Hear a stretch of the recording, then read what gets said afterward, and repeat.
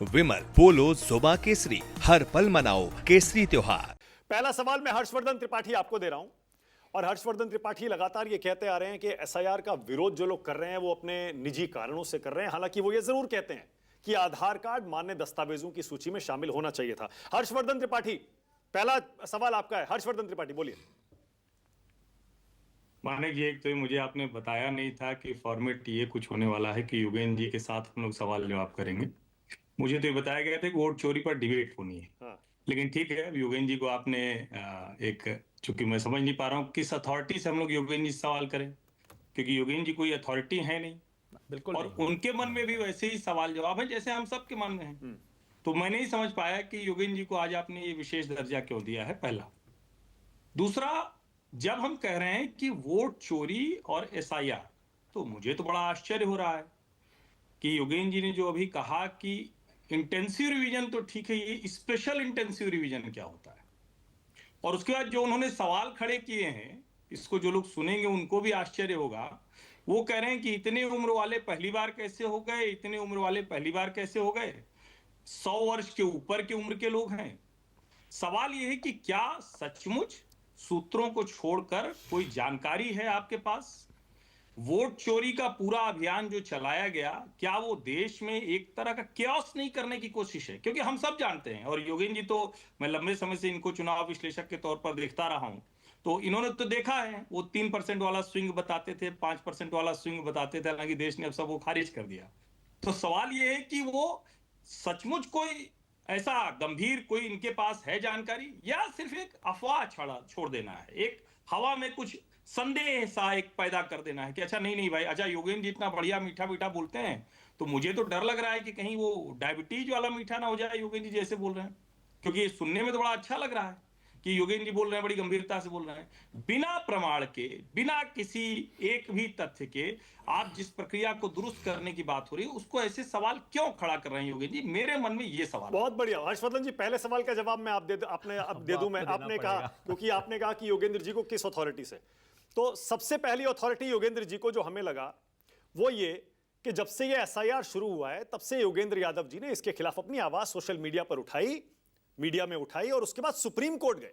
Supreme court में Yogendra Yadav SIR के खिलाफ एक पिटिशनर है, हर्षवर्धन जी। और दूसरा, योगेंद्र जी के पीछे जो पब्लिक लाइफ है, जिसमें वो राजनीतिक दलों में शामिल भी हुए, जमीन पर चुनावी प्रक्रिया को देखा समझा भी, और टीवी पर मीडिया में भी एक चुनावी विश्लेषक, सेफोलॉजिस्ट के तौर पर रहे हैं, तो ये उनकी अथॉरिटी।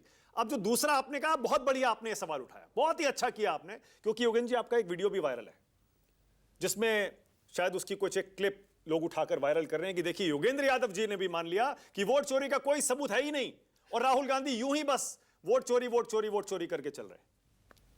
चलिए पहले दूसरी चीज़ का कर देता हूँ। स्वागत है हर्षवर्धन जी, आपका प्रश्नों का बिल्कुल सम्मान करता हूँ मैं। चूँकि आपने दूसरे उसका ये अरफा खानूम शेरवानी जी का जो इंटरव्यू उसका जिक्र किया, उसके अंदर बीजेपी वालों ने बड़ी मेहनत की। 23 मिनट का इंटरव्यू था, बेचारों ने 1 मिनट 7 सेकंड कहीं से निकाले, और वो इतने सुंदर निकाले कि मैंने भी उसे रिट्वीट किया। मैंने कहा प्लीज़ आप देखिए, बीजेपी अपने पास तो इतना पैसा वैसा है नहीं कि किसी चीज़ को इतना सोशल मीडिया पे वायरल करवाएं।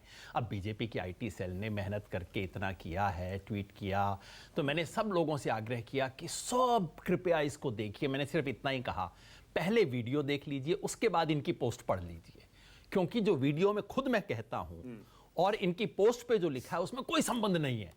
या तो खुद मूर्ख हैं, इतना भी नहीं जानते कि वीडियो में क्या बोला गया है, या समझते हैं कि दुनिया पब्लिक बेवकूफ़ है, पब्लिक को बेवकूफ़ समझते हैं कि कौन देखिए वीडियो, कौन देखेगा, लोग सिर्फ हमारी पोस्ट पढ़ेंगे, मान लेंगे कि योगेंद्र यादव ने मान लिया है, और कौन हिम्मत मेहनत करेगा कि 1 मिनट की वीडियो देखने की, तो पब्लिक को बेवकूफ़ मानते होंगे, तभी ये किया गया है। तो मैं इसके माध्यम से आप सबसे आग्रह करूँगा कि वो 1 मिनट 7 सेकेंड का वीडियो जो बेचारे बीजेपी वालों ने निकाला है, आप भी सब उसको देखिए, बहुत अच्छा होगा। उसके अंदर मैं ये कह रहा हूँ कि पहली बार वोट चोरी का जो आरोप है वो ज़मीन पे जा रहा है, खुद बीजेपी के वोटर डिफेंसिव पे हैं, और पब्लिक को लगता है, और ख़ास तौर पे जो कि बीच में खड़ा वोटर है, तटस्थ था जो अब तक, उस पर वोट चोरी के आरोप का असर हो रहा है, और ये जनता की अदालत का मामला है, और ये बहुत गहरा मामला। खैर, सवाल हर्षवर्धन जी का था। हर्षवर्धन जी, मेरा सामान्य निवेदन है, बहुत अच्छा आपका प्रश्न है कि मैं यहाँ बैठ के अफवाह फैला रहा हूँ क्या कि 100 साल से ज़्यादा के लोग आ गए हैं। बिल्कुल ऐसी बात कहना बहुत अगंभीर होगा। मैं आपसे निवेदन करूँगा हर्षवर्धन जी, आपके हाथ में फ़ोन होगा, आप CEO बिहार की वेबसाइट पे जाइए। ये सारे आंकड़े चुनाव आयोग के ऑफिशियल आंकड़ों के आधार पर मैं बोल रहा हूँ, और वो आंकड़े केवल मेरे पास नहीं है हर्षवर्धन जी, आपकी आंख के सामने भी ठीक इसी वक्त होंगे। CEO बिहार की वेबसाइट पे जाइए, वहां पे ऑब्जेक्शंस एंड क्लेम्स की लिस्ट है। दुर्भाग्यवश चुनाव आयोग ने उस लिस्ट को इतने टुकड़ों में तोड़ के रखा है कि उसको सारे आंकड़ों का विश्लेषण करने में हमारी टीम को 7 दिन लगा। लेकिन आप किसी भी कॉन्स्टिट्यूएंसी को क्लिक कर लीजिए, वहां आपको लिस्ट मिल जाएगी। उस लिस्ट में अगर आप फॉर्म 6 एडिशन वाली लिस्ट देखें, व्यक्ति का नाम, उसकी कॉन्स्टिट्यूएंसी का नाम, जेंडर और उसकी एज चुनाव आयोग ने दी है। हुजूर, ये मेरा काम नहीं है, चुनाव आयोग ने स्वयं बताया है।